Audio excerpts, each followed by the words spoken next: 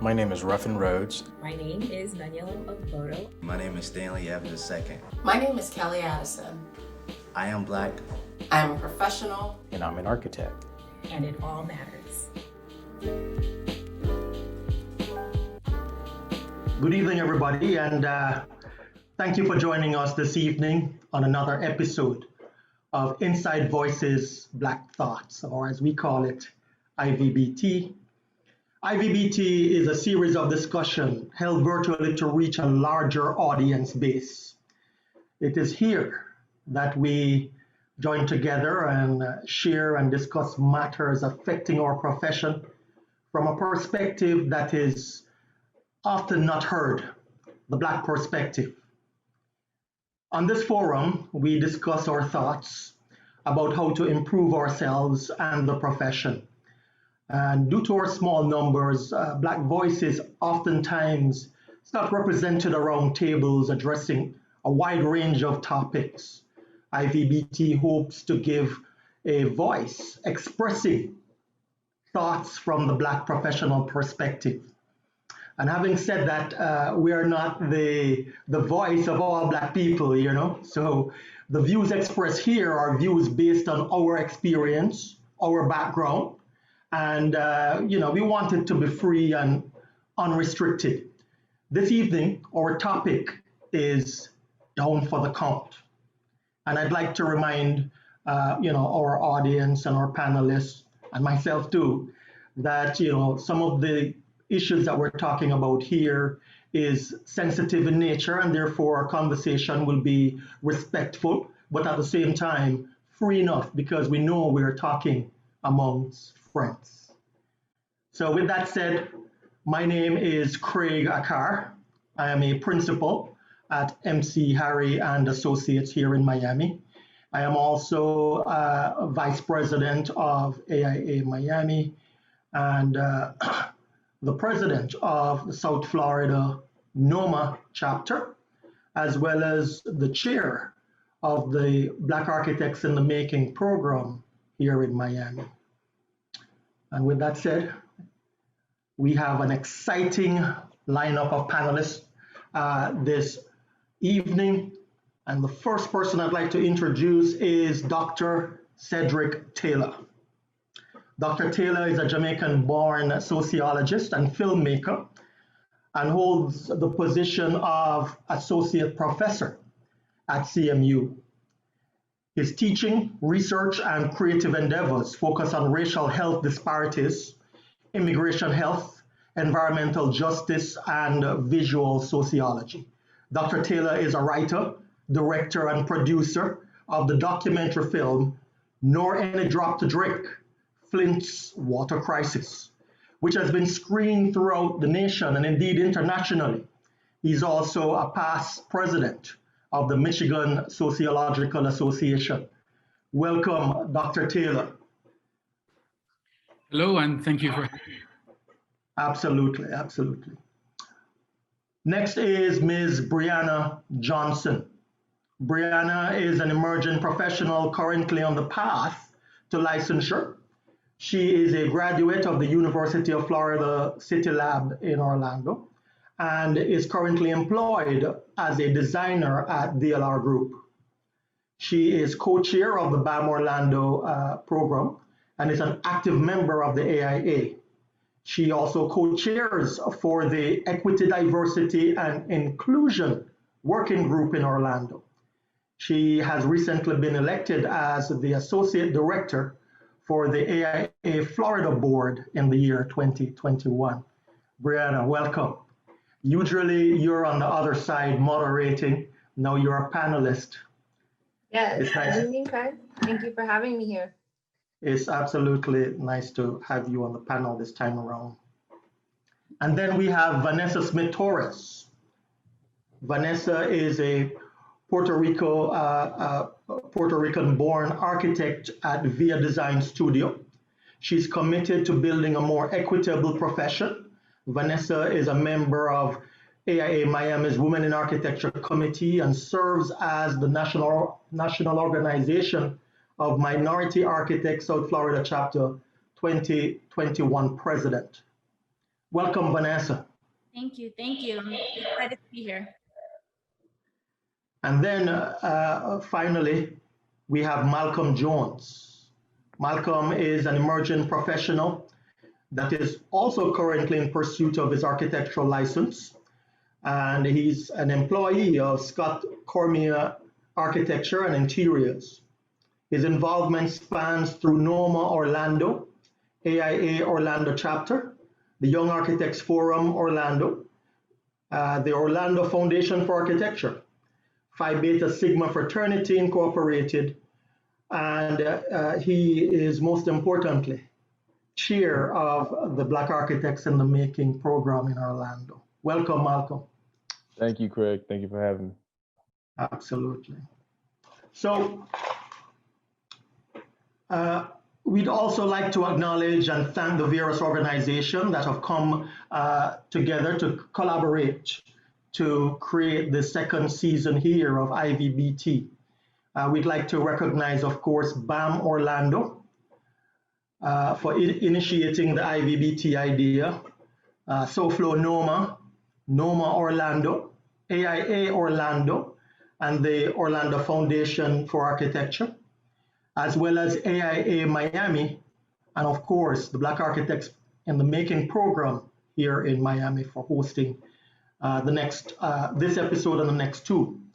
These organizations have come together to create something very special, and this is one thing that we'd like everybody to take away from this season, from the program in particular, that this takes an entire village, many organizations coming together to do something that we are all in agreement with, which is for the betterment of the profession. Welcome, panelists, and I hope we'll have a very lively and natural discussion this evening. So feel free to talk your mind, and you know, let's just get our inner juices flowing, if you will. So to ease into the discussion, I'd like for us to look at some facts for our profession. There's about 116,000 architects in the United States.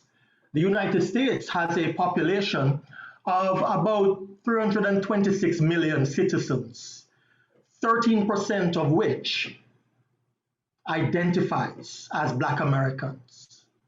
And with 116,000 architects, in an ideal world, all things being equal, which we know it's not, the shaded area that you see displayed on your screen here should represent about the amount of Black architects that are in the profession. However, this is actually what is happening. We have less than 2,400 architects in the United States who identifies as Black Americans, and that is a whopping 2%.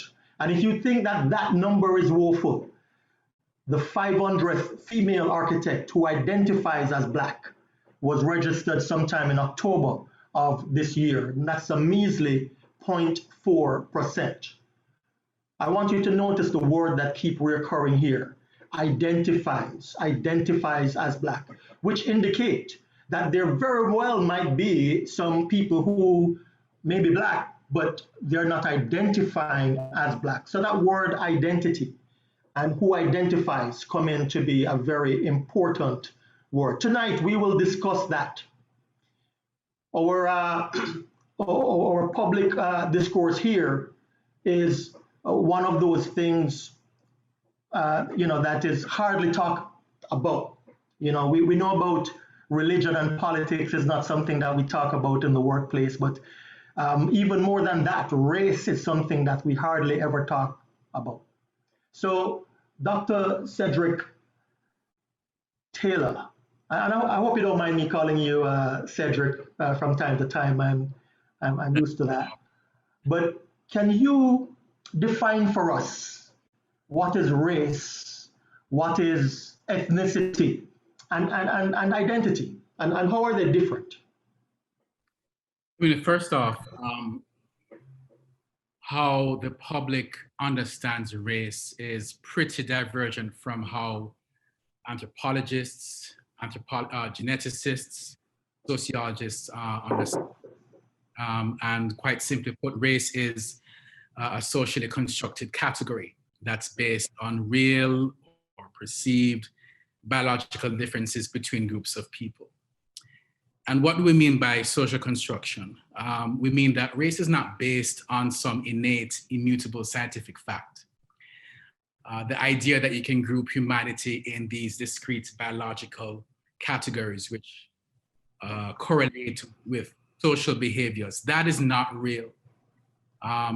Race is not based on any scientific fact. We might think that these categories are natural, but they are not. Race is defined according to culture, time, and place. Race is a product of those things. Race in the United States emerged as a way of establishing and reinforcing European economic, political, and cultural dominance in the so-called New World. But there's a saying that says that if people define situations as real, then they're real in their consequences. But even though race isn't real in a biological sense, the social meanings that derive from these racial categories have very real implications. So in the context of the United States, Black skin means something. Facial features like mine means something. Ethnicity is also a socially defined category. And it's based on an assumed commonality as far as language, religion, nationality, history.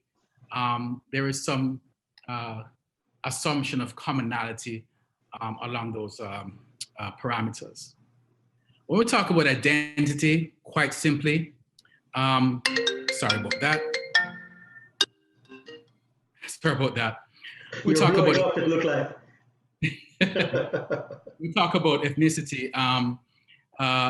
Identity is simply how one sees him or herself, right? How you see yourself, and this is results from an interplay of the individual's interaction with their family, with their community, with various social institutions, with society at large.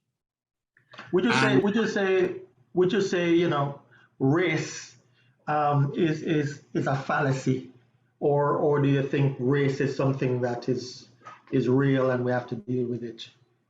How important is it to address that? What if I were to tell you that it's both? In a biological sense, it is a fallacy. It means nothing in a biological sense.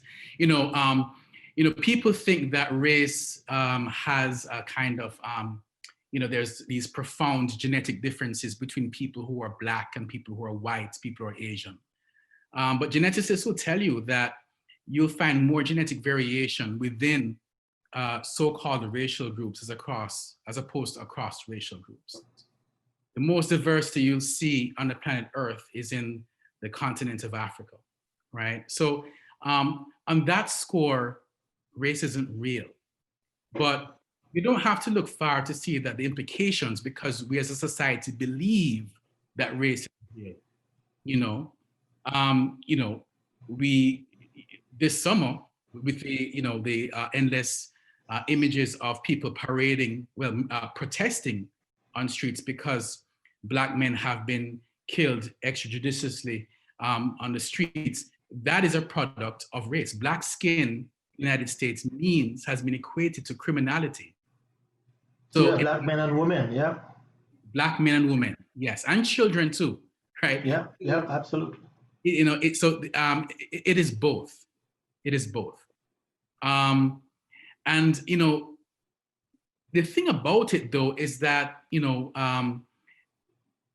race and ethnicity are not they're not mutually exclusive. So you can look at a particular racial group, for example, and you can see that you have different racial sort of categories within it. So in the context of the United States, somebody who's Asian can be Japanese American, could be Laotian, could be Filipino, right? So you have these different ethnicities that inhabit these sort of racial categories. Race lumps together a number of different ethnic identities. And you can look at the term Hispanic. People on the census can choose a Hispanic identity as well as a Black identity or a white identity, or as what many do, they check other, right? So, it's that's a very interesting segue there, because I'd like to ask Vanessa a question. Vanessa, how do you identify? I am Puerto Rican. Next question. For me growing up, and I think it's also a product of how I grew up. I grew up in a place that was very diverse, that had a lot of Latinx population, where people looked at me and they didn't assume anything other than I was Latin. They asked me if I was Dominican all the time. So, and that's very, very close. So it's not, I was always able to just be Puerto Rican, and that's who I am. That tells you so much about my language, my food, my music, my traditions, my culture. Just as Cedric was saying, it's the community that I am a part of. And I was fortunate enough, I think, to grow up in a situation that fostered that and didn't have external forces acting. So as Cedric's saying, like, race is a social construct, but our belief in it makes it real. And going out of that community, that where I could look at any of these check boxes, and growing up, there was always a box for Puerto Rican. Like, I didn't have to think about anything else. I saw the word, the description that defined me. And it took leaving and going into a not diverse situation and feeling those external factors, those external forces, the way historic and systemic institutions in this country have been set up, the way opinions have been passed down through generations of someone who looks like this, is this, and has these certain characteristics. For me, and it's a process, a growing process of learning of trying to find how race and the Hispanic ethnicity, how they combine and how they meet, and how we can identify ourselves as both. I think it's for a lot of Latin Americans, for a lot of the Latin community, we have struggled with that because in our own countries, in our home countries or nations, we are pretty diverse. Puerto Rico, for example, we see our history as no matter the color of your skin, we see our history as being a combination of the white Spaniard, the Black African, and the native Taino Indian. And so no matter the color of your skin, that's a part of our collective history. So to give me a label different than my white presenting sister feels off. So it's a challenge I think, for our community. So you'd say that there is a struggle to really put you in a box per se, and why should anybody put you in a box? Well, I think, give me a box that says Puerto Rican, I'm checking it real quick. But then after, more recently, they've split it up and they're asking race and ethnicity differently. And I think something that's interesting about how we've kind of started this is, am I Hispanic? Yes or no? That's an easy box to check. But then why do you keep asking me questions? What's the point of further questions? How is it important that I present Black versus how is it important that my sister presents Black? And depending on your background, there will be different answers. And it took, for me personally, moving to a very predominantly white community, whether it's the physical location or even like this profession, to acknowledge and realize that it's not about personal identity, but how these external forces of other people, how they affect me. That's interesting. Thank you for that. Brianna, you have mixed parentage, and that is a very common thing in the United States. How do you identify? Yeah, so I was actually trying to think of how to come in as Vanessa was speaking, because unlike her, having a box to check hasn't always been a opportunity for me, since, race was first presented to me like in the 3rd grade. There wasn't actually an option for me to check that I'm mixed race. So when they're telling me that I only have one box to check, and my mother is African American and my father is a white American with Swedish descent, I feel torn. I'm only 8 years old, and I don't know, that's asking me to then select only one of my parents who represents, who I am. That must be a dilemma at that young age. Yeah. Absolutely. And so similar to Vanessa, as I believe it was 5th grade when my sister then had her first standardized test, and she was presented with the same material, but for whatever reason, my test had been selected as white and my sister's had been selected as Black, but we had the same 2 parents. Granted, we were in different scholastic levels, like maybe I was in a higher accelerated class and she was in a lower class, but it didn't matter. It was based on how they perceived us at that time. And it's that had never come about before standardized testing was presented to me in the 3rd grade. There weren't conversations on the playground about who are you and what do you identify as? Because if you were to ask me, I would just say that I'm mixed race. I would say that I'm two parts. I'm both white American and Black American. And I never felt that I had to struggle with that until, race is presented to you at such a young age. And then that becomes the norm as you go into your profession. If you go into, the academic world, there's more testing, there's the census, there's other opportunities where you are constantly having to decide which side you want to pick. And if I were to walk into a room, Vanessa might be able to relate to this, but I've been asked many times, am I Hispanic? And I have 0 Hispanic heritage, but it's just because, maybe we're in Florida and it's an easy misconception that I have fair skin and curly hair. But it's difficult to try and just check one box when really we are so multifaceted as the human race. Yeah, that's a dilemma, hence our topic down for the count. So we're going to develop that and see how that ends up at the end of the evening here. Well, I think what's really interesting about what you said is having to choose. And I think that happens to people who are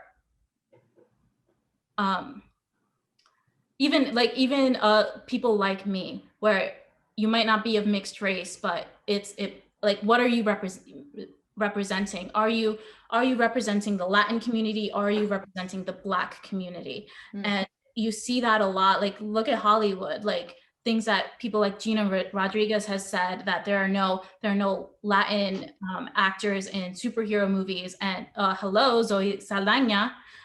So you frequently have to choose whether you are, what community you're representing. Yeah. Right. Cool. Malcolm, come on in here and tell us a little bit about your identity. How do you identify? Yes, I identify as a Black man in America.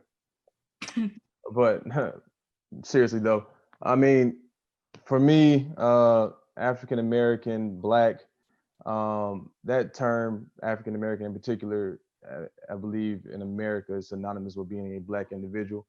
But however, a lot of times I just go over stuff in my head, and this may not apply or make sense to anybody else. But I think sometimes, what if I was a white individual or somebody who presented as white from Africa, and I came to America? Am I not supposed to check African American because everybody expects that when they hear African American to be a Black person, so on and so forth. So anyway, but I mean, if you refer to me as either one of those things, for me it's all the same.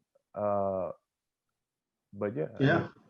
I mean, that's a very interesting thing that you brought up there, this African American term. And Vanessa, did you want to contribute something there? No, the African American term, and I think that kind of establishing a common language for today, at least, you know, like I've already said it, and you'll hear it. I say things like Black presenting or white presenting.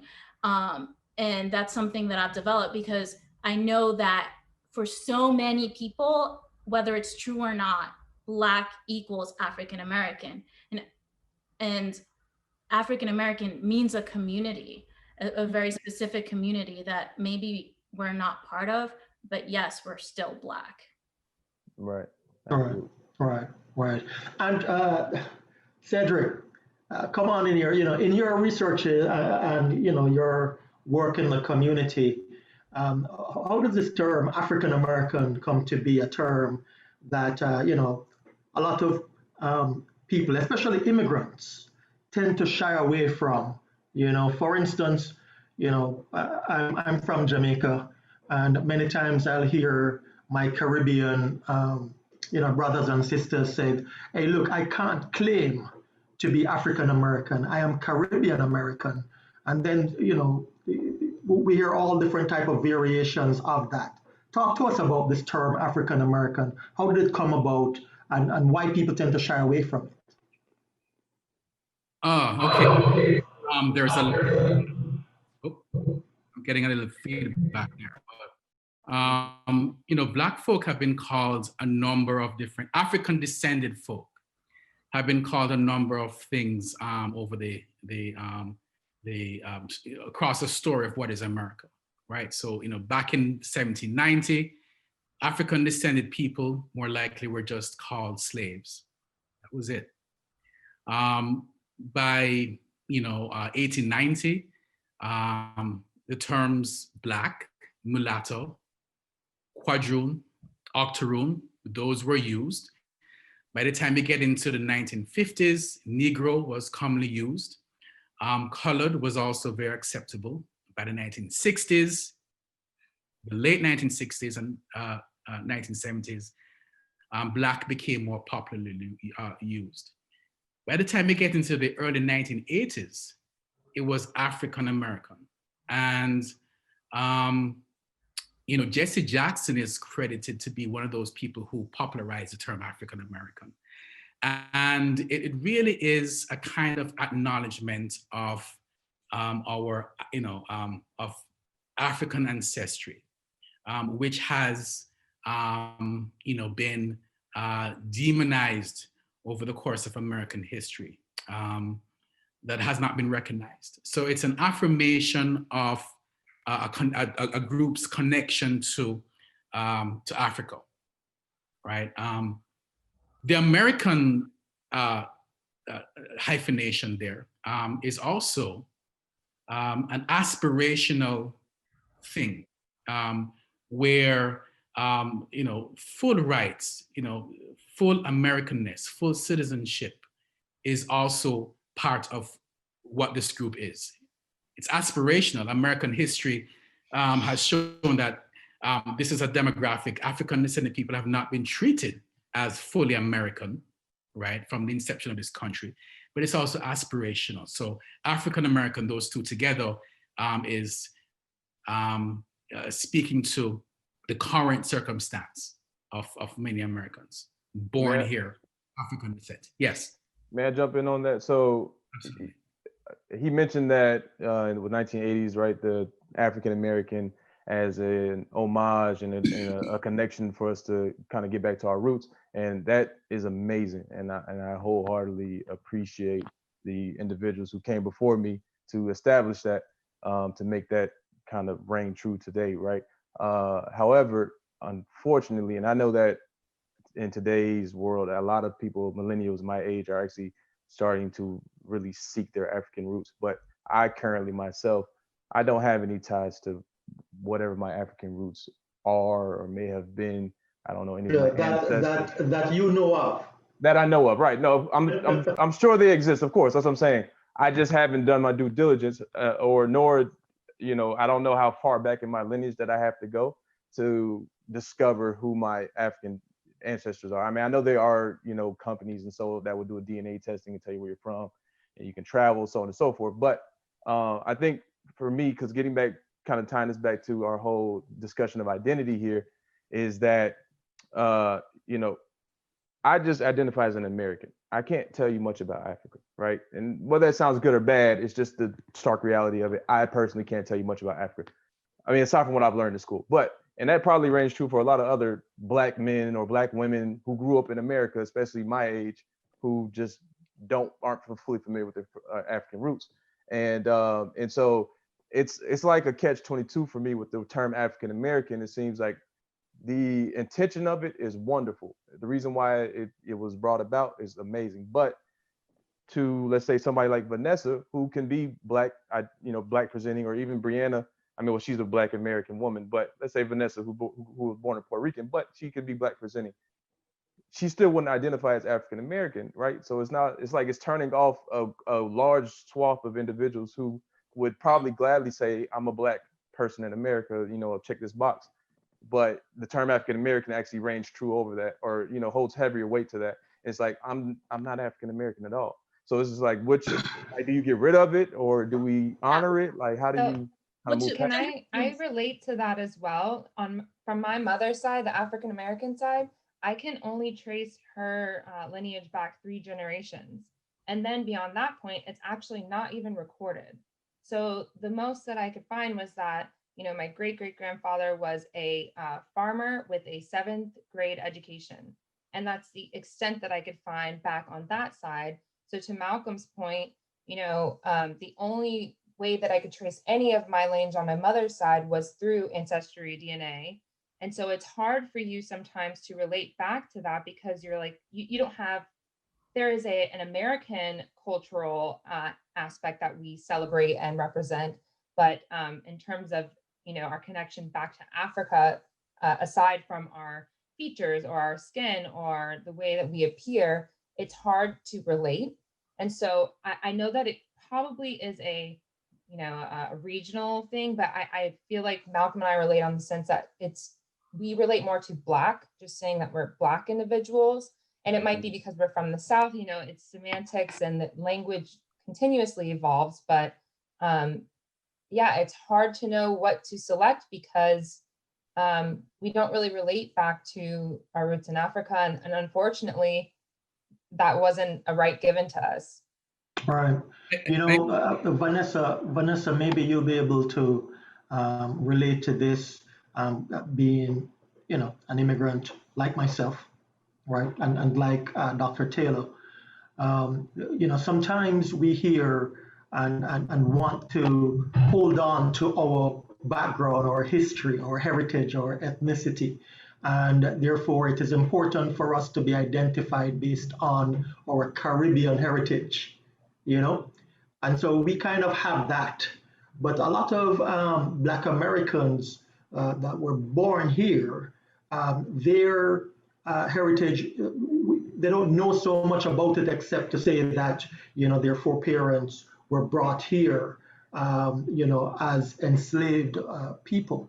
And there may be a tendency for, and let me speak for, you know, myself, for people to tend to want to differentiate themselves between Black Americans, African Americans from Caribbean American, and in a sense, they're trying to say, hey, I am different.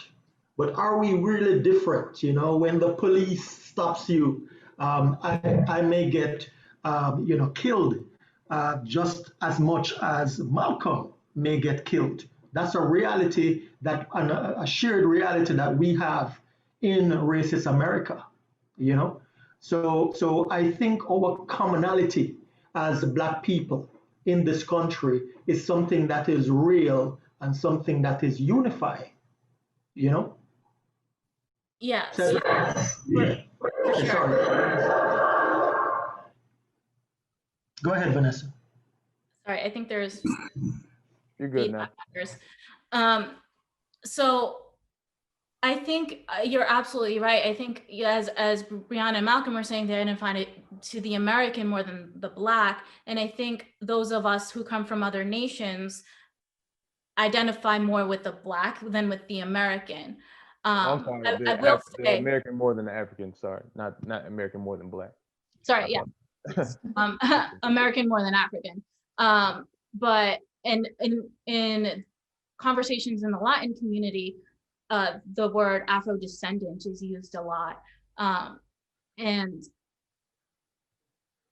I will preface this by saying I'm technically American because I come from a colony. So I didn't technically immigrate. I just moved because Puerto Rico is a colony, which is another story and a time for. I stand corrected. No, Cedric and I are the only I am immigrants all here. for independence. I just, just some people get confused in a not positive way. So I just wanted to note that. But even being technically American, like, our culture is different. And in this country around white people, I'm not American. And even around, I feel as comfortable as I feel like there is room for me in the same capacity in a white room as well as in an African American room, because both of those are not my community. So I think that that resistance to use the term African American and to identify yourself in a different way comes from ethnicity, from culture, from community, rather than color, because color and race are external factors, external forces. And I also find that our white presenting compatriots, because they have the privilege of being white presenting and they are able to take advantage of that in this country, they forget that, one, we exist, which is we'll get to later, and two, that their struggle is our struggle and vice versa. And I think for white presenting Latin people, we've seen that frequently, where that proximity to power, that little taste of privilege is intoxicating. Yeah, Paul, that's a good segue there to ask Cedric to jump in here a little bit. By the way, we invite our audience to participate by putting questions in the chat, and we will read your questions throughout to have our panels or panelists share their opinion based on your questions. So, Dr. Taylor, tell us a little bit about this power struggle and this idea of race and superiority. And why is it that people will tend to want to associate with the people in power rather than the people who are, oppressed? I think that's the story of America.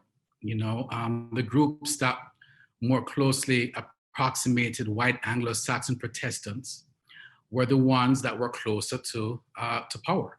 Those were the ones who had more political rights, economic opportunities. There is a book called How the Irish Became White. It's by, his last name is Ignatieff. I can't remember his first name, but he talks about how the Irish came here.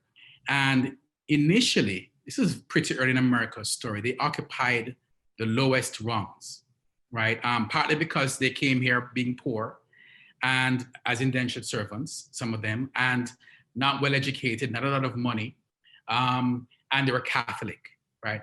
Horrible, right? And they occupied a similar status to free people of color, meaning free, Black people who weren't enslaved. And by the time you get to the 1800s, what you begin to see happen is that these immigrants are beginning to be understood as white, right? And that's the immigrant story. You come and you take a look around and you see who is at the bottom, African descended people, and you do as much as you can to ally yourself with the power structure and suppress those. So the Irish, when they came here, one of the first things they did was to support pro-segregationist policies. They supported slavery. they refused to allow Black people in their trade unions, right? So they joined hands with the oppressor in order to keep Black people in their place. And by that, they kind of elevated their sort of their position. Immigrants who are from browner countries have the same sort of gameplay. It's a blueprint. You survey the racial landscape, and there are different things that are done in order to separate oneself from those who are at the bottom. And historically, it had been Black people here, but it's complicated. It's complicated, Craig, because it is complicated. And many times I've asked myself this. I've been here in the United States now for 20 years this year, and I've often asked myself, especially here in South Florida, where we have a heavy population of Cubans and people from South America, etc. Why it is that the Black community is not more prominent.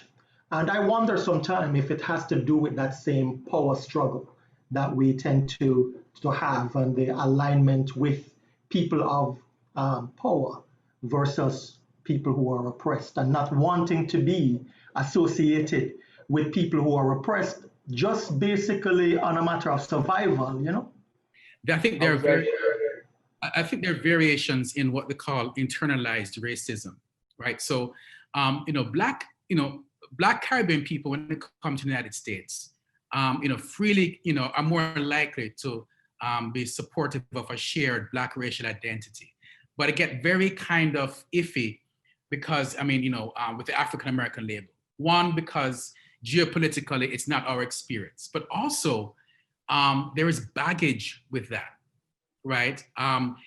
Sharing identity with African Americans means that when they assimilate, they're not going to assimilate with the white ethnic groups that came to the United States generations earlier.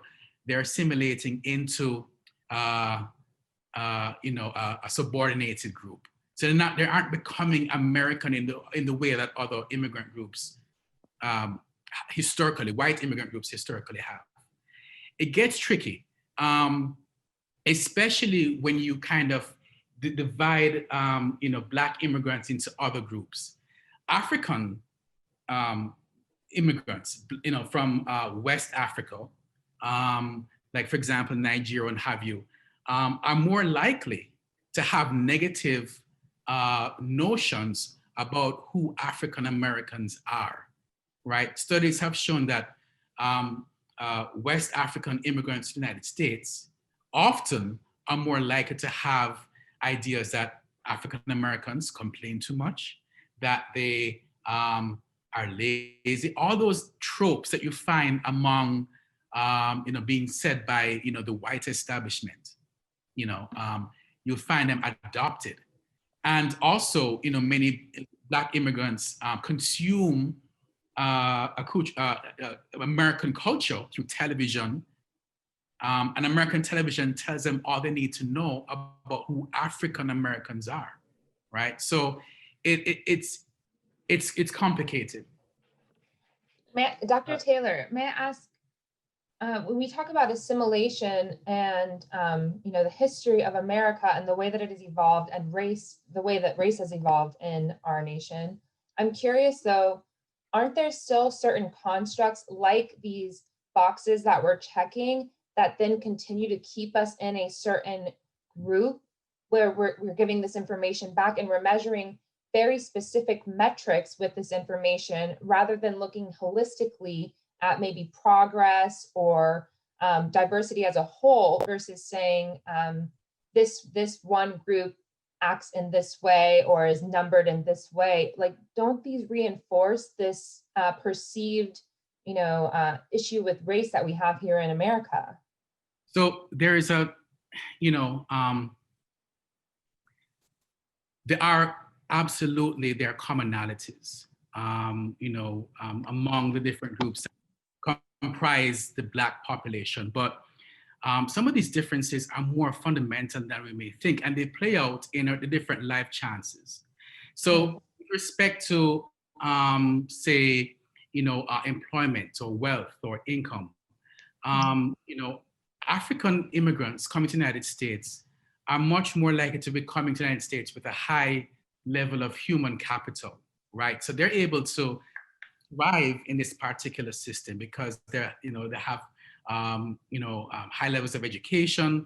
If you look at representation in Ivy League universities, for example, those students who are Black, most of them, the percentages are disproportionately either Black immigrants or the children of Black immigrants, and heavily, many of them tend to be the children of Black immigrants from Africa.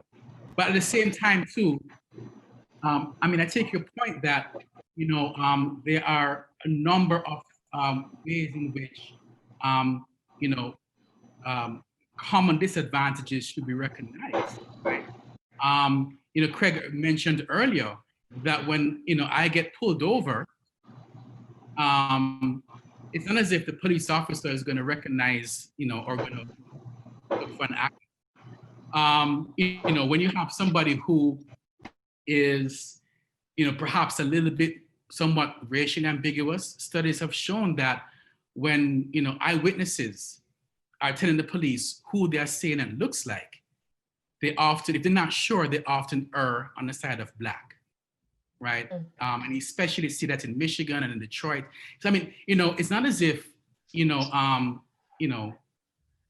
immigrants, Black immigrants are immune. They're entering a society that places heavy salience on skin color, right? And, to be damned with everything else about you.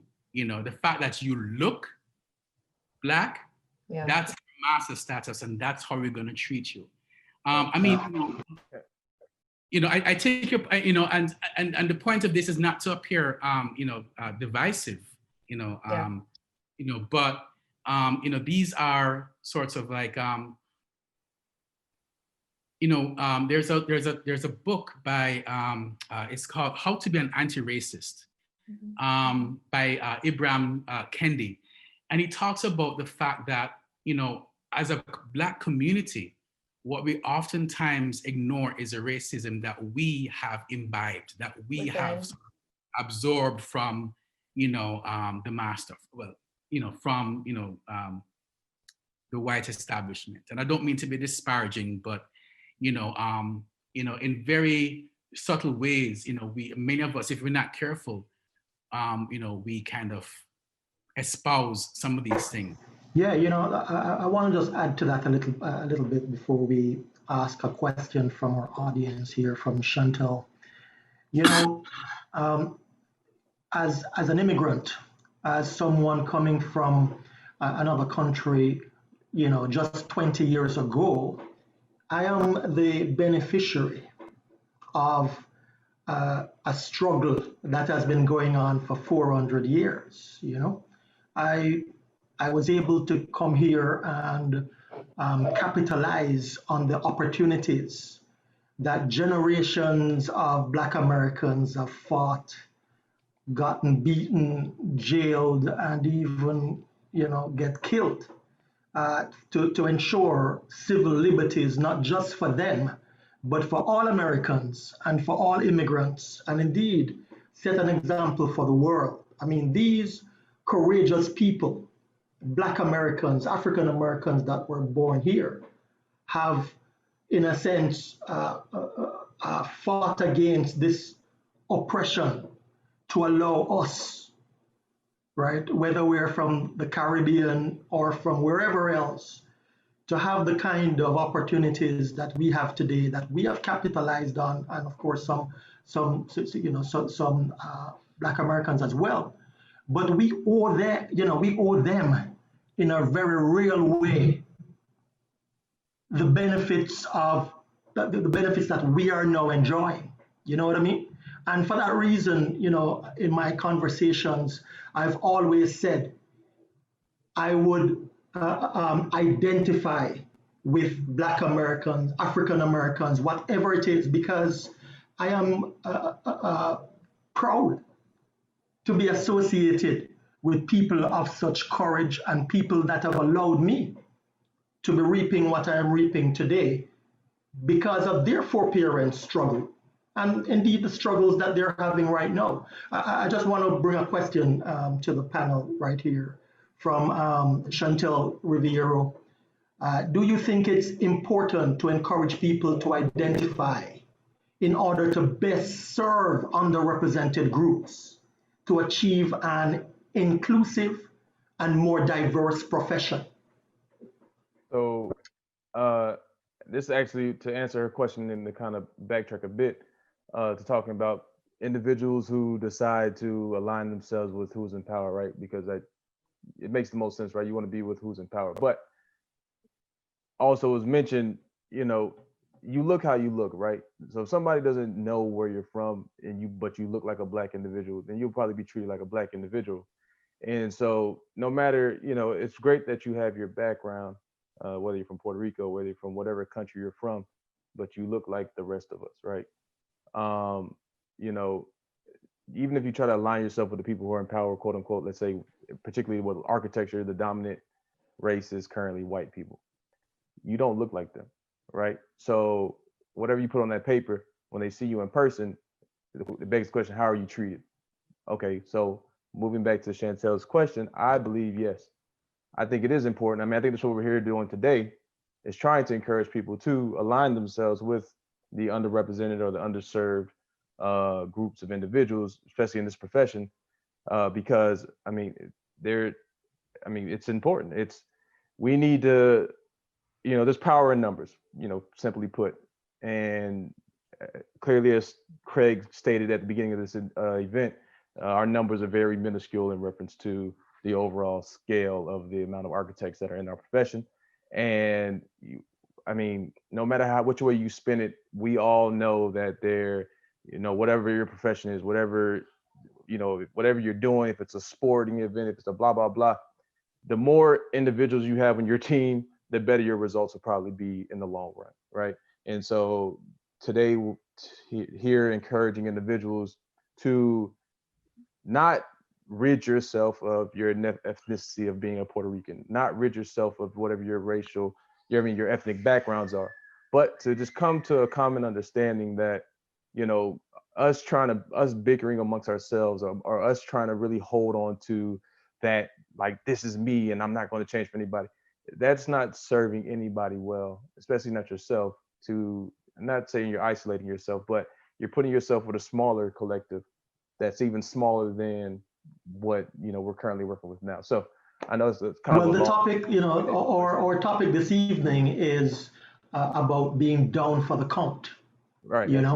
And in a sense, I want to just pose that question to the panelists.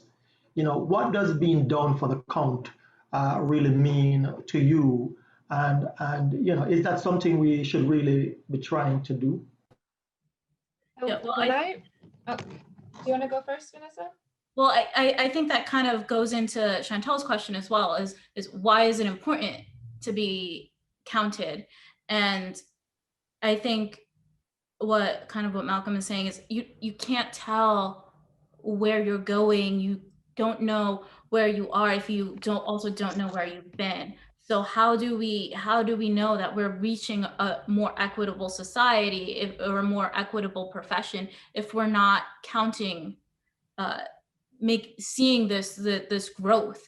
And I think a frequent argument against it is this idea of color blindness, and that's something that we haven't touched on.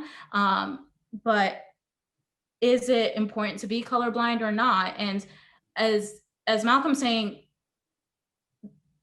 being colorblind, that's all well intentioned, but this is a society where racism is so deeply baked that to pretend like you're colorblind, that's the ultimate fallacy, because we have that racism thrown at us from infancy, that these are really internalized opinions and preconceptions that you have to be able to look at your own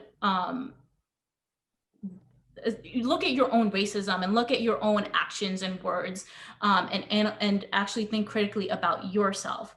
And I think it's important to acknowledge colorblindness also fails to acknowledge that history that is acting upon us. So when the second we step foot on this country's soil, we are subject to this country's history, and there's that history is acting upon us whether or not we're new to this country.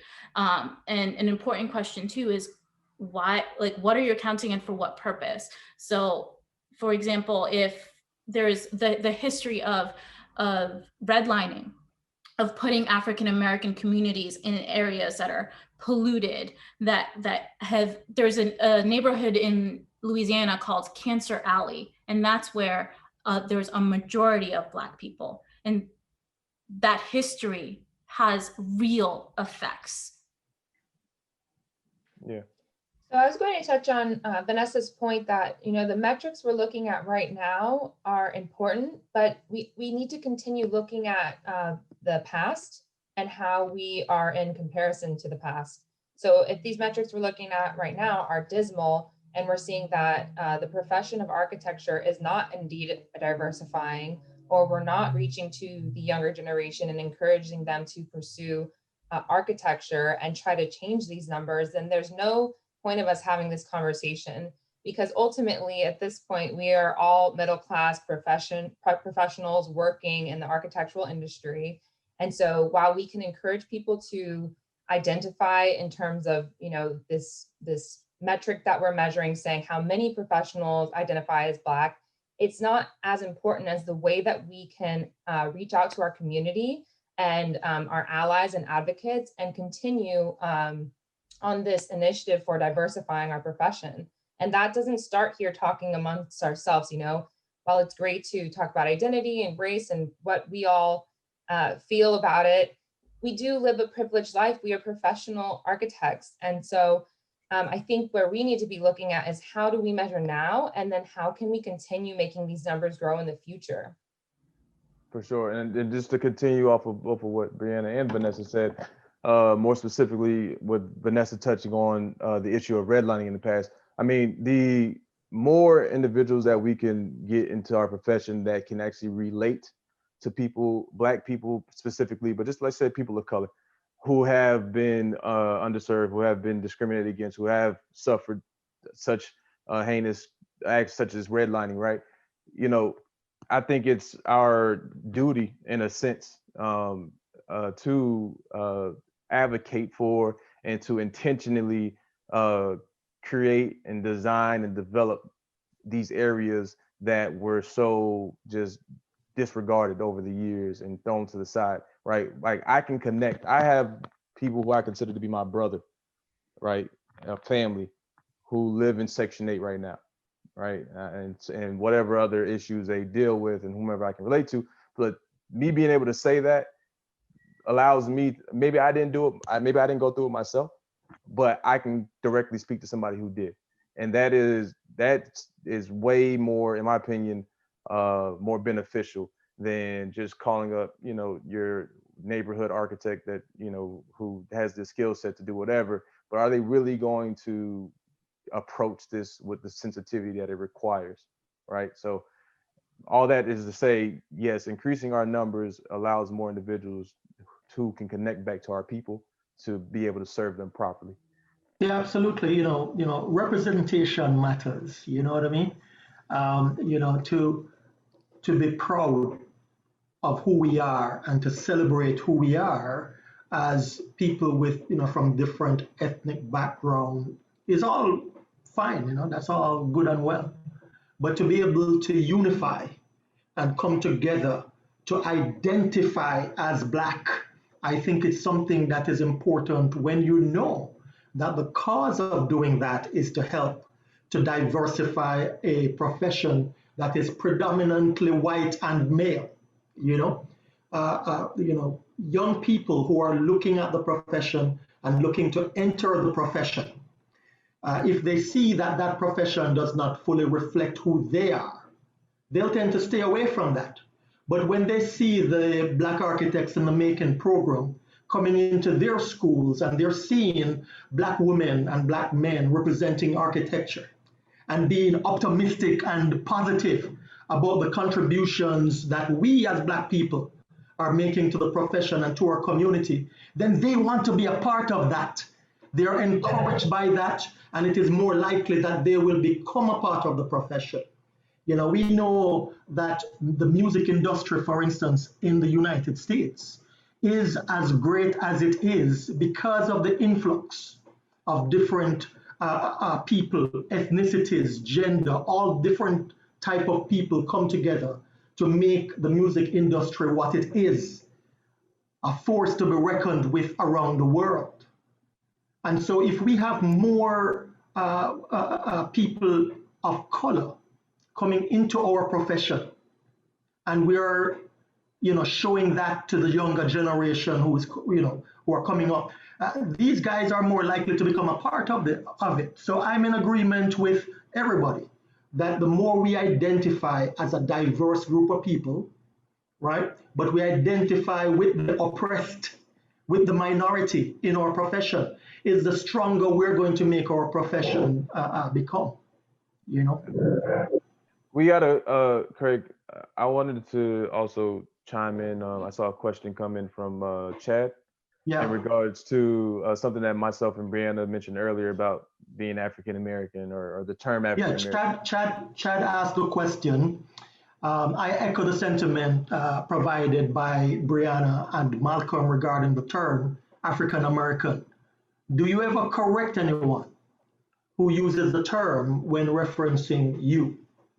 Yeah. So for myself, I think I mentioned earlier, like I said, I identify with African American and Black. In my mind, they're synonymous at this point, at least in today's age. Now, it is kind of weird. Nobody walks up to me and say, "Hey, my African American." That's just not how people talk. And if you do talk like that, then I'll probably walk away from you. but yeah, I mean, I think I said, you know, I would love, and I'm saying this as if it's supposed to just magically happen, right? I obviously need to do my part into looking up my lineage or doing a DNA test, so on and so forth.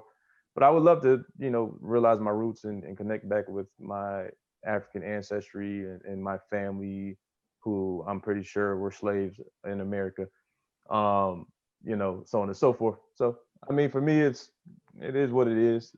Just don't call me out of my name or be disrespectful, and we're all good.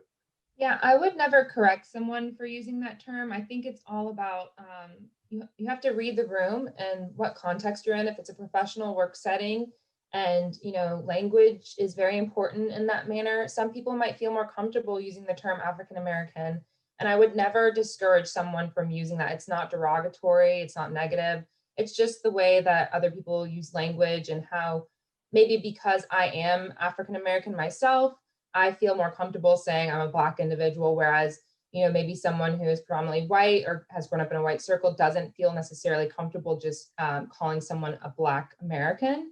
And I think, again, the language is changing. And so I would never, I think saying someone is Black is more common today than it was maybe 5 years or so ago in like the general public.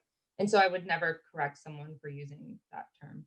Yeah, Dominic Dennis has reminded us that, you know, the census more recently now used the term African American or Black American, where, you know, some people would be able to identify there, but there are still people who don't tick that box, African American or Black. Talk to that, Vanessa. Well, I think it comes back to that same thing. Does Black equal African American? And when you don't see a box where you feel like you fit, you'll check other, or as many Hispanics do, they check white. Newsflash, they're not white. They're white presenting, but it misleads. It's a misleading question. I've been included in the census as white because my older family have said, well, she's not African American, so I'm not going to check the Black box. So the same for people from the Caribbean. They might not see if the census says comma Haitian, they might check that box. But if it doesn't say comma Jamaican, they won't check that box. So they'll put other, and then it becomes this ambiguous large group of other, where Black, Latin, Middle Eastern, Southeast Asian people, people who don't feel like there's a box for them that are across the entire globe, will just say other, undetermined. I wonder if this is because to Vanessa's point, I guess at some point, if you try to allow for there to be a box for every single person, it's going to be a huge piece of paper, right, with a bunch of boxes. And so I'm wondering, to speak to the psyche or to try to kind of reason with people, when it says African American or Black, when you read that, as opposed to reading it as saying, okay, are you African American? And then imagining the equal sign or the little squiggly lines as saying approximating to being Black, or should we encourage them or help them understand to read it as saying you're African American, which is a Black American, or you're Black identifying. These two can be separate things. It just so happens we put it in the same box because it's just easier for us to keep count. You know what I'm saying? Do you think that would, maybe this is a question, do you think that would help? On that same point, Malcolm, I do believe that there's way more than 13% of the American population that really can identify as Black. But because of these issues that Dr. Taylor mentioned earlier, aligning with the oppressor rather than the oppressed, or because, look, I am proud of my background and ethnicity and heritage, that I refuse to deny that, right? And therefore, I'd rather choose other than to identify as African American or Black, I think has set us back in a sense that we don't get the fair share of the pie that we should get as Black people in this country, because there's only 13%. And note that number, 13. It's not 14 or 12, it is 13. And it has been that way now for generations, So there's a psychological thing there. And I think the census may very well be designed in order to keep Black America at 13% and to divide our Hispanic brothers and sisters into, a white or Black, which is something that is difficult, for them to select, as Vanessa has been saying all this time. But whatever it is, I think it is to our disadvantage not to identify. Well, Go ahead, Vanessa. So I have a quote that I would like to share. So this is from The New Jim Crow. It's a book about mass incarceration, and it's a really, really fantastic read that puts numbers and research behind all of those things that you know in the back of your head, but haven't, like, but you just haven't had the backup for it. And to Dominique and Naomi's comments in the chat, that whole history of why Black was made to be a bad thing, that social history, that propaganda, that's touched on in this book. But something that really struck out with me was, if we want to put an end to the history of racial caste in America, we must lay down our racial bribes, join hands with people of all colors who are not content to wait for change to trickle down, and say to those who stand in our way, accept all of us or none. And coming from my mixed race, mixed color nation, let's not forget, whatever color our skin is, whatever impressions racist Americans have when we step foot in this country, whatever background we have, we all have different levels of privileges. We all have different levels of oppression. And the enemy here is not Black versus Hispanic. It's not trying to identify one way or the other. It's tearing, I'm gonna be blunt, it's tearing down this white supremacy system that has been built. It's tearing down white supremacy as well as the patriarchy. All these overlapping identities that we have, because I'm not Black, I'm not Puerto Rican, I'm not a woman, I am all of the above. And so all of these systems, whatever color skin you are, we have to come together and tear it all down. Well, let me ask you this: if you're all of the above, and you have the choice between choosing between, what the census pretty much puts out there, which is, white, Asian, African American, Black, or other, which box do you choose? That did happen to me. That did happen to me once, where there was a Hispanic box, check, hit the next button, and it would not let me go to the next screen without choosing white, Black, etc. And because it wouldn't let me go forward and forced me to make that choice, I was like, well, screw this. Every Puerto Rican is white, Black, and Native American. So I checked all three. I mean, I have a Taino tattoo.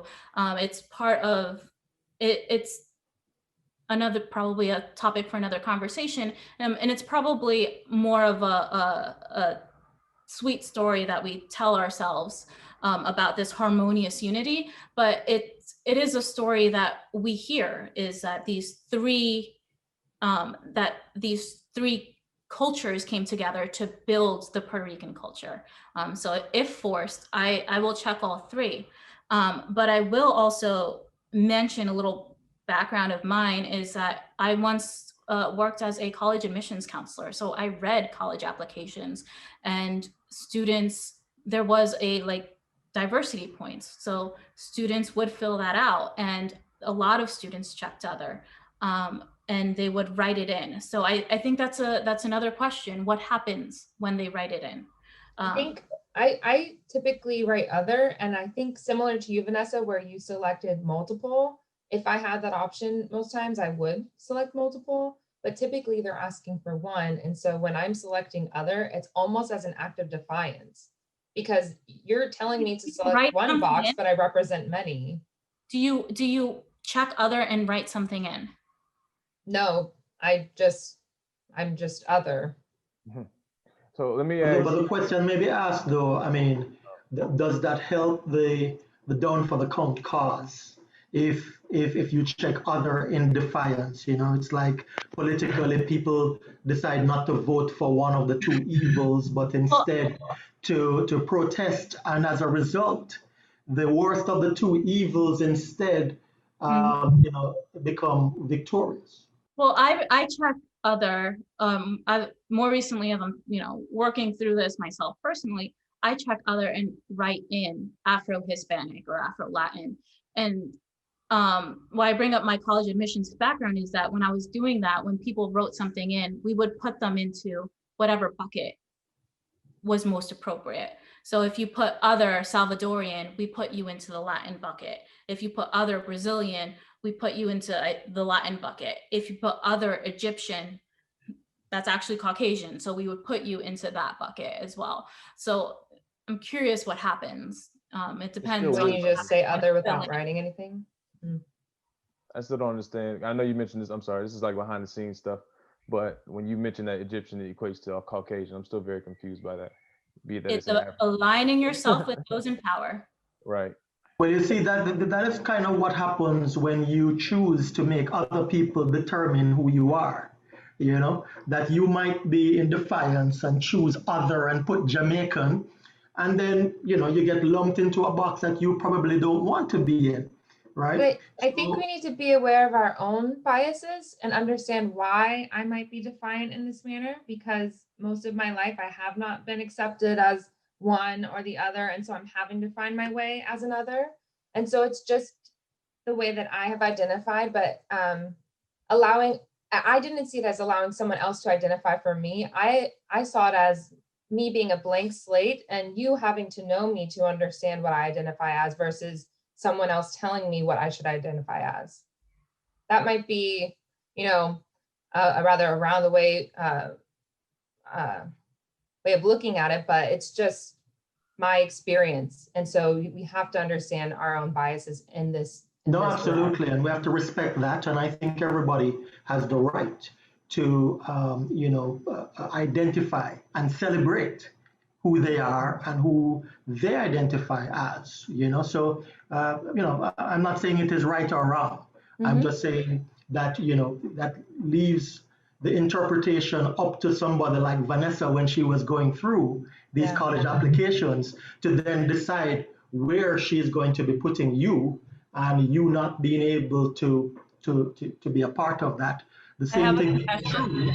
I never considered that. True for the profession, that in the profession, the reason why there is 2% of us is because, well, only 2% identifies as Black, but there may be another 3% that identify as, a Jamaican, Puerto Rican, all these kind of stuff, but you're not counted as being part of the struggle because, you I have a confession. Can I make a confession? I had one applicant who checked off that she was Asian and then wrote in her essay about taking a DNA test to find out that she was Asian. And I was like, you're not Asian. So I moved her in the Caucasian bucket. Wait, what? The only reason she checked off that she was Asian is that because she took a DNA test to find out that she was Asian. Oh, and so I said no. And I moved her into the bucket, as Brianna's saying. Oh, wow. Letting somebody else define how you're. Right. Well, I mean, I actually had, all right, this is kind of bringing us to reality for a quick moment, because it seems like us trying to get everybody to identify as a common collective, at least for the sake of the Black community within architecture, is going to definitely be an uphill battle, no matter which way we spin it, right? And so, not to say that it's not a worthwhile fight, but when we do have, let's just say, for instance, let's just take Vanessa and Brianna, just because you all are on this chat here. Let's just say you all want to remain your other selves and you want to always be able to identify yourselves as all whatever your ethnic background is made up of. And so you'll never put Black, right? This is hypothetical, not saying it's true. So then moving past that, if we don't ever, Craig, realize the larger than 2%, or it just continues to slowly creep up over however many years, and it's not going to just, propel itself to 50% in the next 5 years, do we then kind of shift our stance to further or put more effort into encouraging individuals to, at least to what Vanessa was saying, is that we at least need to understand and realize that we're stronger together, right? We need to be fighting for the common thing, and to break down the white supremacist hierarchy that oversees what we have going on, to join organizations such as NOMA, right? Cool, you don't want to say you're Black, fine and dandy, it'd be great if you did, but cool. But at least you're still a part of this same fight with us, right? Come join NOMA, come join whatever other efforts we have going on, and we can all identify as whatever we want to identify as, but we're still in this together. You get what I'm saying? And so, I don't want to take away from us trying to get people to be down for the count, but I think I'm just trying to offer further solutions or alternatives to at least capture those who are just going to be against the grain of, wanting to kind of switch up what they've been calling themselves all their lives. Just real quick, Malcolm, also too, when it comes to building coalitions around racial identity, what some people have done is come together under the umbrella people of color, or if they want to be more specific, Black and Indigenous people of color. A way of, organizing particular, projects around a particular identity. Absolutely, yes. So, Dr. Taylor, I see a question in the chat here about, we talked about this, but share this with our audience. Why is Black even considered to be a bad thing, and how do we get there, and how do we fight the struggle? So again, historically, we can track it to the colonial projects that took place in the so-called New World. And from the onset, there have always been sort of Eurocentric sort of lenses with which Africans and people from Africa were viewed. But once slavery was established in North America and in Latin America, and you had more and more people of African descent coming, there emerged a particular ideology that justified the enslavement of so many African descended people. So a lot of the stereotypes that we have about Black people didn't predate excursions into Africa for the acquisition of slaves. In other words, it wasn't because people were Black why they were apprehended as slaves. Because, a lot of it had to do with the fact that you had millions of people being brought over and being used as chattel, as units of production, dehumanizing kind of activity. And you began to have an ideology of Black inferiority emerging to justify the inferiority of these African descended people. And so, ever since then, the legal system, which has stripped rights away from, Black people in this country and in the Caribbean as well, the prolonged differences in material well-being reinforced ideas of Black inferiority. A number of different institutions along the way have characterized Black people as inferior, etc. So, what some people talk about is the fact that really it was a way to prop up capitalism. And this talk about Black inferiority was a way in which other people who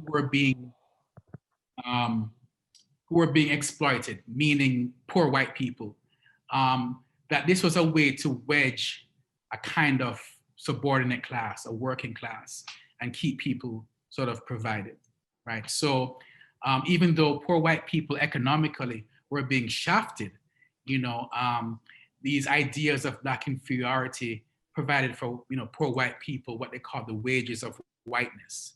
So, they had that psychological relief of not being at the absolute bottom. No, that's fascinating stuff. We are coming up to the ending of the program at about 8:30 or so.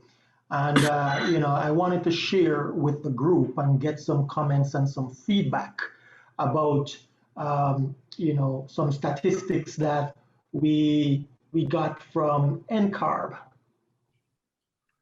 All right. I hope you guys are you guys seeing that screen?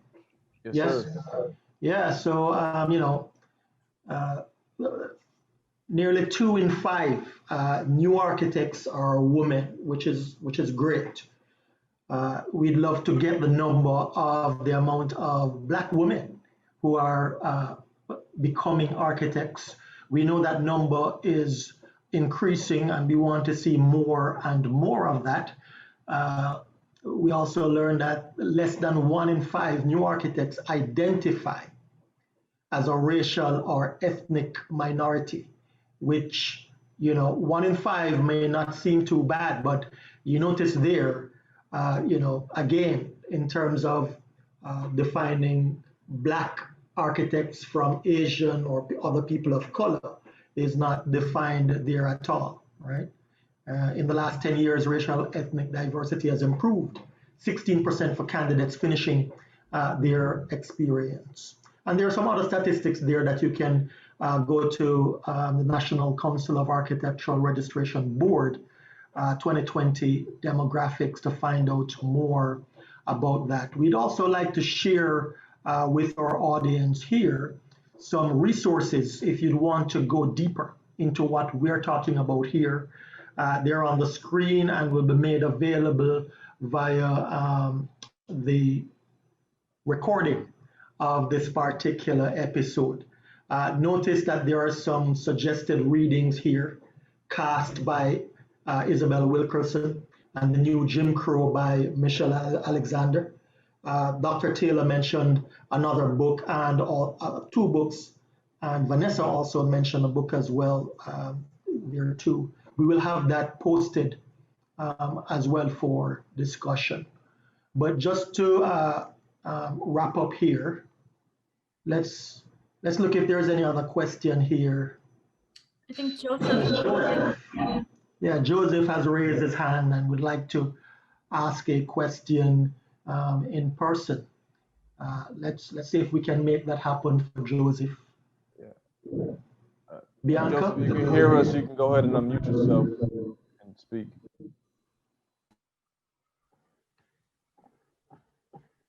I'm not sure if we have him. Oh, there he is. All right, somebody unmuted him. Hey, Joseph, we can hear you. Speak a little louder and let's hear your question.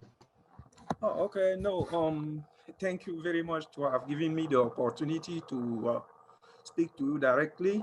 As I say in the comment there, is because usually it's very difficult, especially for people like me, who doesn't have English as a first language, to really ask the question in writing very specifically. So it's always better to have a little bit possibility to explain so that, yeah, they can better understand and get the point of what we want to ask. Because just as from the beginning, I want to let you know that French is my first language. So yeah, so forgive me about many mistakes that I can make here. And I just want to let you know upfront. So I was a little bit lost in the discussion because I don't know what exactly was the point here. I don't know. The problem is to help people of color increase their number in the profession of architecture, or is to see how all people of color can come together to fight what is a common difficulty that they are going through in this country, or what was exactly the point? Because someone like me, I don't know, unfortunately, there is not enough time here in this, in this discussion to explain so many things, as I think I hear from one of your discussion there that we went through different situations at a different level, but really people who come from different, from exactly who are easily identified like non-African in this, like African American in this country, because even between African American, people make the differences between those who are really African American and people who come directly from Africa, and those differences also have a different level to be treated. I have so many examples that I can give you to emphasize what I want to say. So I think one of the first level here is to see how all of us can unite together, first make a very big group in order now to see how to fight what it could be called like white versus black in general, or because black in that case mean people who are considered to be lower people, or I don't know, people, I mean, lower level people, to say it that way. Maybe I don't have the correct word due to my lack of. No. I think we understand your question, and thank you very much, Joseph, for asking your question. So we're going to see if we can try and address some of the issues that you have brought to the fore here. I'd like to just say, first of all, that yes, we would like to bring awareness to the lack of Black representation in our profession, and we would like to encourage Black participation in our profession, because we believe that people of color brings a level of richness to anything, any industry that they become a part of.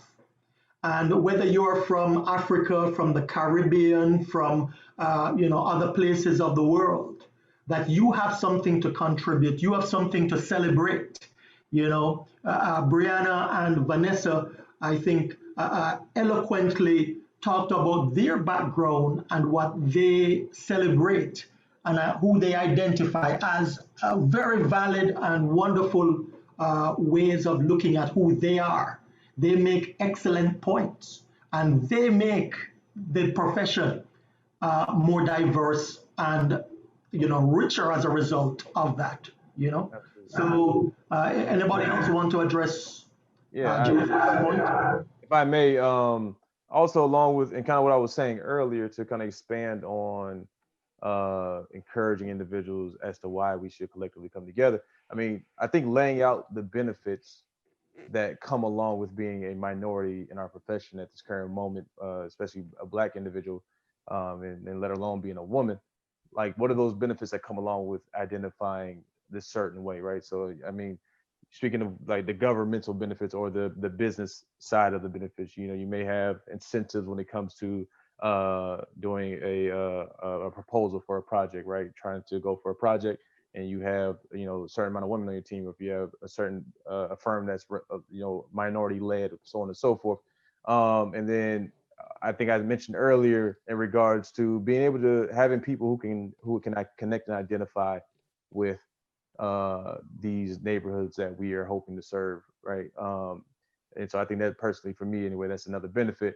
And then just having a strong support system. I mean, I think everybody needs a support system, right? And no matter what you're doing. And I think that if you have a larger collective of individuals who can relate to you on a more personal level, I think it's just more beneficial.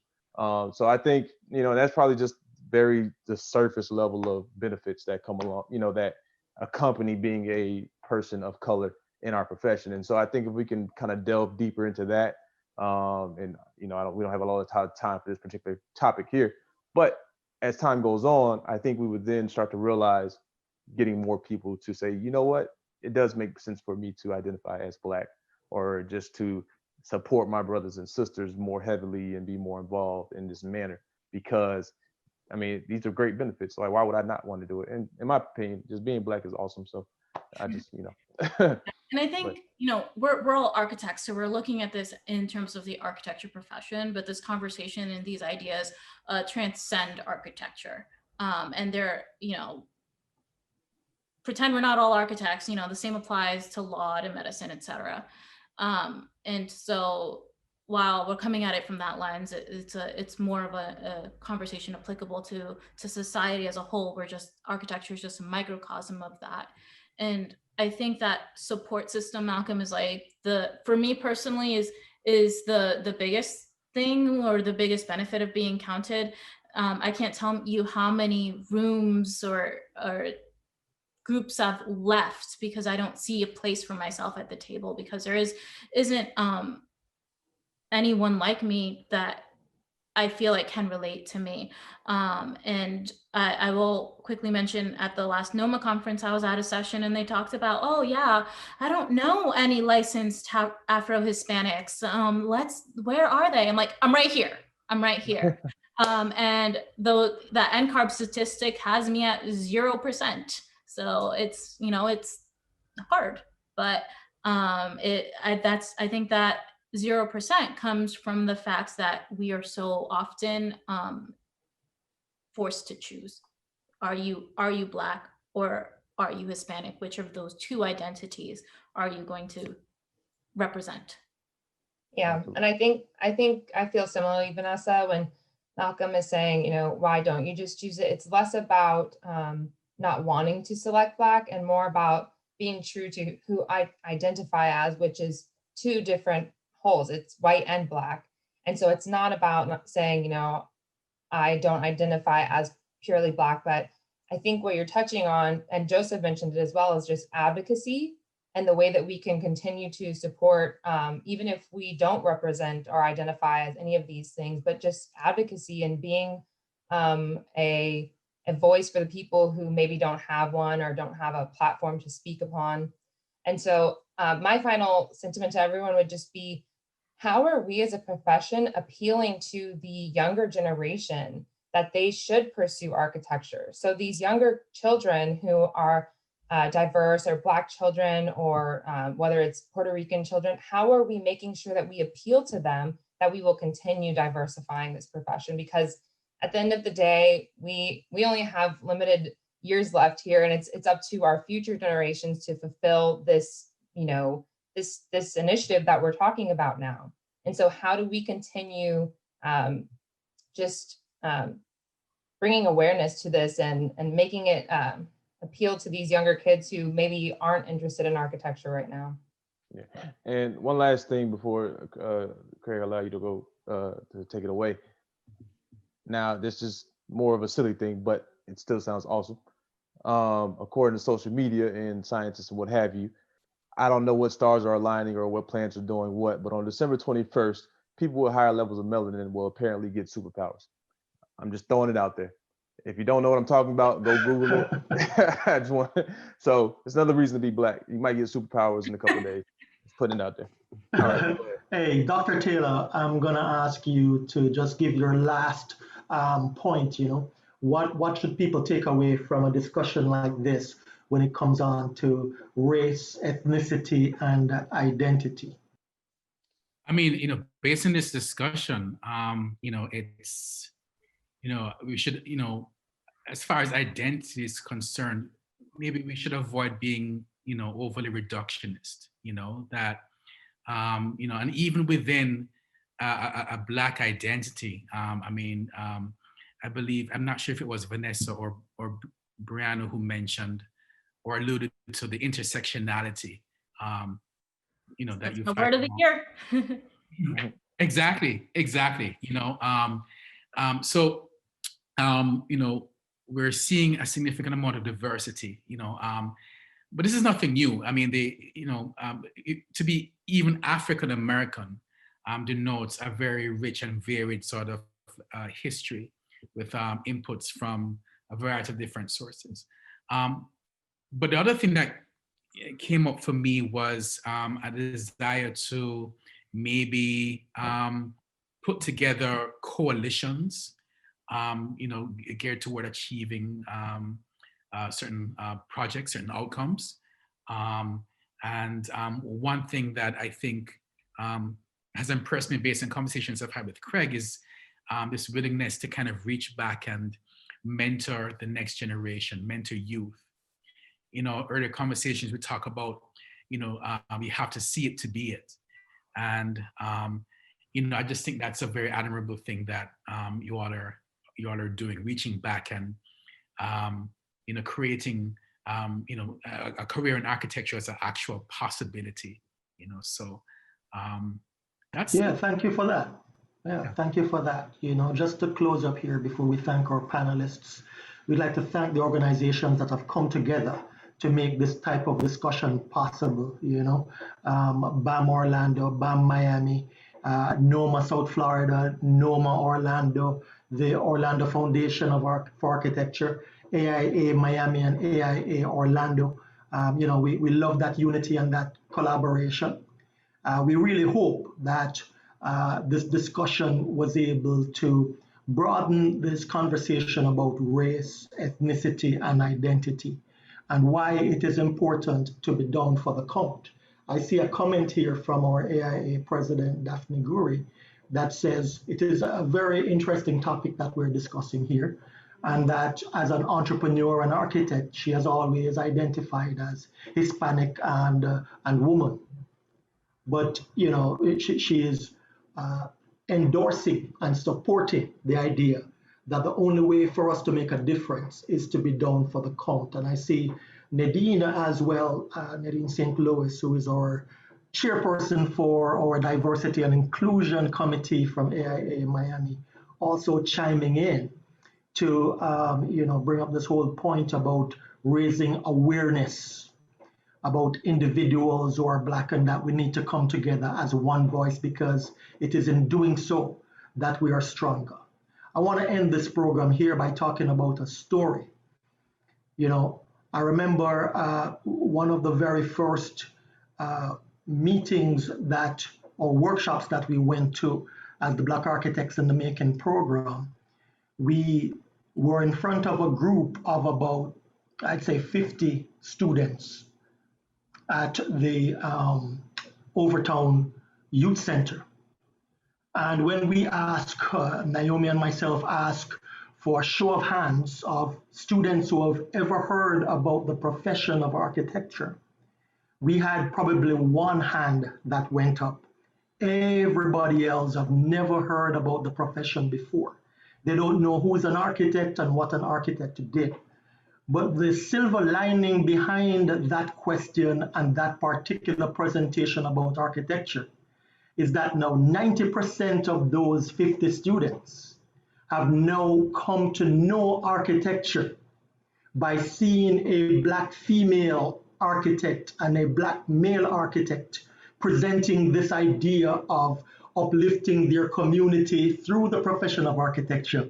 And whenever they now think about architecture and the profession, what they see in their minds, what was implanted, was the image of a Black guy and a Black woman who presented architecture as a professional possibility for them when they're considering their career. So, big up to the BAM program and what we're doing, the pipeline program, etc. Big up to all of the various cities who are looking at the BAM program as a possibility for their community and exposing children of color to architecture. Our next Inside Voices Black Thought episode will be in January of 2021. And in that episode, we will talk about beyond 500. In other words, behind the 500 Black women who are now licensed as architects in the United States. And, we'd like to thank, of course, you for participating as our audience. You were great. We love that. And, of course, to thank our panelists, Brianna Johnson, Vanessa Smith-Torres, Malcolm, and of course, Dr. Cedric Taylor. Thank you very much, everybody, for joining. I think this was a great discussion. And with that, we'll sign off for the night.